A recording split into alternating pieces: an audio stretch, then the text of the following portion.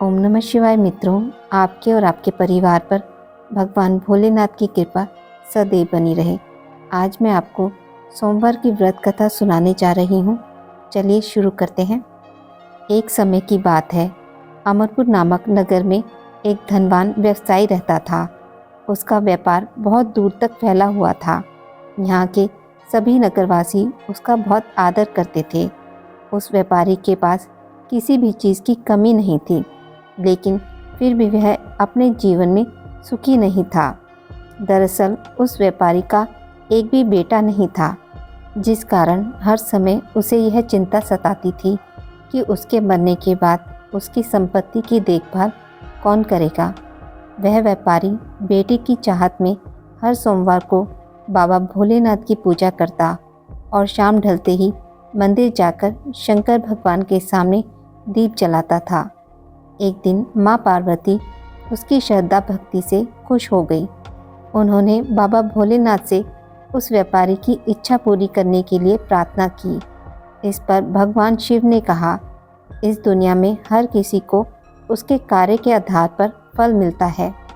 भगवान शंकर के समझाने पर भी पार्वती जी नहीं मानी। वह लगातार बाबा भोलेनाथ से यही कहती रही कि उस व्यापारी की इच्छा पूरी कर दीजिए। अंत में शिवजी ने मां पार्वती के अनुरोध पर उस व्यापारी को बेटे का वरदान दिया।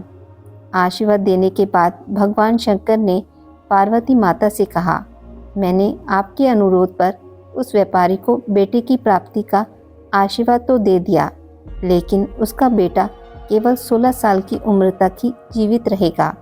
यही बात भगवान शिव ने उस व्यापारी के सपने में जाकर उसे भी बताई। वरदान पाकर व्यापारी प्रसन्न था, लेकिन बेटे की उम्र 16 साल ही होगी सोचकर फिर दुखी हो गया। वह पहले की तरह फिर से हर सोमवार को भगवान शंकर की पूजा करने लगा। कुछ महीने बीतने के बाद उसके घर में एक बच्चे ने जन्म लिया जो बहुत सुंदर था। उसका नाम अमर रखा गया। बेटे के जन्म के साथ ही व्यापारी के घर में खुशियां छा गईं।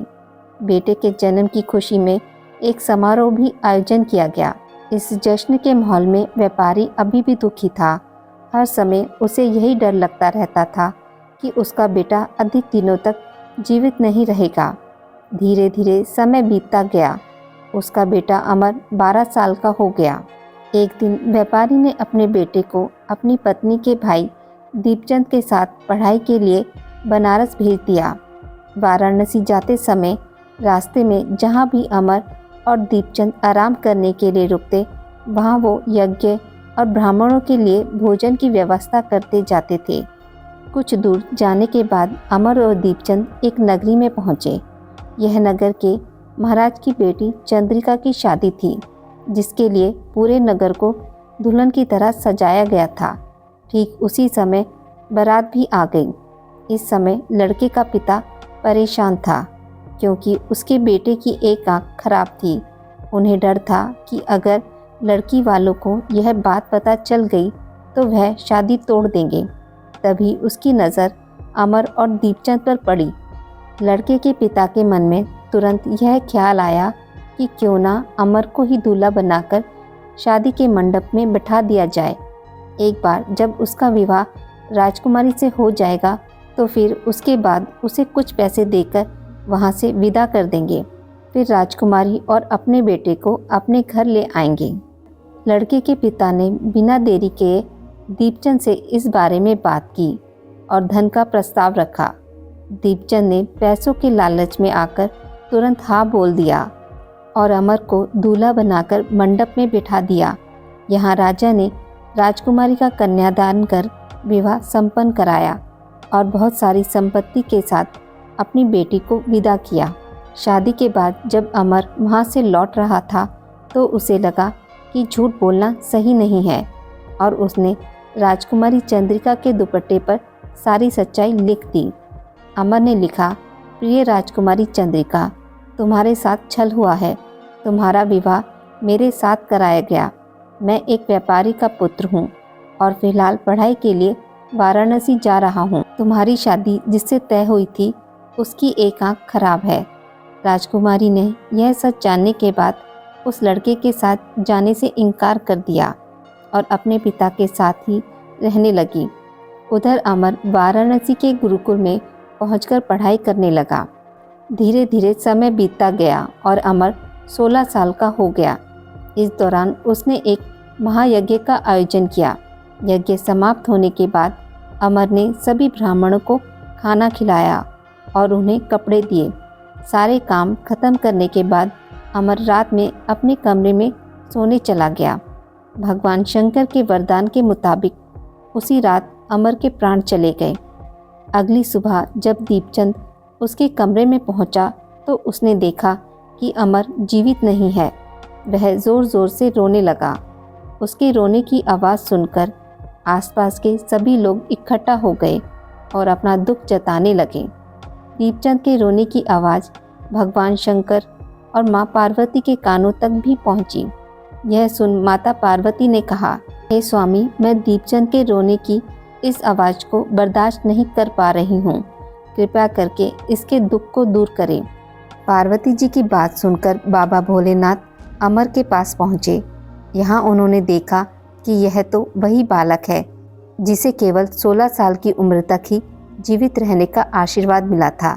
इसके बाद भगवान शिव सीधे माँ पार्वती के पास पहुँचे और कहा, हे गौरी, मरने वाला बालक उसी व्यापारी का पुत्र है। इसने अपनी उम्र पूरी कर ली है। यह सुन माता पार्वती ने भगवान शिव से एक बार फिर से आग्रह किया। उन्होंने कहा, स्वामी, आप कृपा करके इस बालक को दोबारा जीवित कर दें। इसे मृत देख इसके माता पिता भी अपने प्राण त्याग देंगे। माता पार्वती ने बाबा भोलेनाथ को याद दिलाया कि अमर के पिता उनके सबसे बड़े भक्त हैं। कई सालों से वे हर सोमवार को उनकी पूजा करते आ रहे हैं। माँ गौरी के अनुरोध पर भगवान शंकर ने अमर को जीवित होने का आशीर्वाद दिया और अमर दोबारा जिंदा हो गया। कुछ समय बाद अमर की पढ़ाई पूरी हो गई तो वह अपने मामा दीपचंद के साथ वापस अपने गांव को चला गया। चलते चलते दोनों उसी नगरी में जा पहुँचे जहां राजकुमारी चंद्रिका से उसका विवाह हुआ था। यहाँ पहुंचकर अमर ने एक महायज्ञ किया। तभी पास से गुजर रहे उस नगर के महाराज ने महायज्ञ होते देखा। महाराज ने एक ही पल में अमर को पहचान लिया और महायज्ञ के समाप्त होते ही वो अमर और दीपचंद को अपने साथ ले गए। कुछ दिनों तक उन्होंने अमर और दीपचंद को अपने महल में ही रखा। उसके बाद महाराज ने संपत्ति और कपड़े देकर राजकुमारी को अमर के साथ भेज दिया। महाराज ने रास्ते में उनकी रक्षा के लिए कुछ सैनिक भी भेज दिए। दीपचंद भी महल से अपने नगर को पहुंचा और दूत के हाथों अमर के आने की सूचना व्यापारी तक पहुंचाई। व्यापारी को जैसे ही पता चला कि उसका बेटा 16 साल की उम्र के बाद भी जीवित है तो वह बहुत खुश हुआ।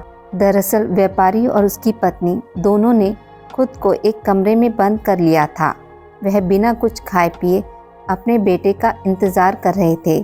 दोनों ने यह प्रण लिया था कि अगर उन्हें अपने बेटे की मौत की खबर मिली तो वह भी अपनी जान दे देंगे। दूत की बात सुनकर व्यापारी और उसकी पत्नी नगर के अन्य लोगों के साथ अपने बेटे के स्वागत के लिए नगर के गेट के पास पहुँचे। यहाँ उसे पता चला कि उसकी बेटे की शादी एक राजकुमारी से हुई है। वह दोनों साथ में आए हैं तो उनकी खुशी दोगुनी हो गई। बेटे और अपनी बहू का स्वागत उसने काफ़ी धूमधाम से किया।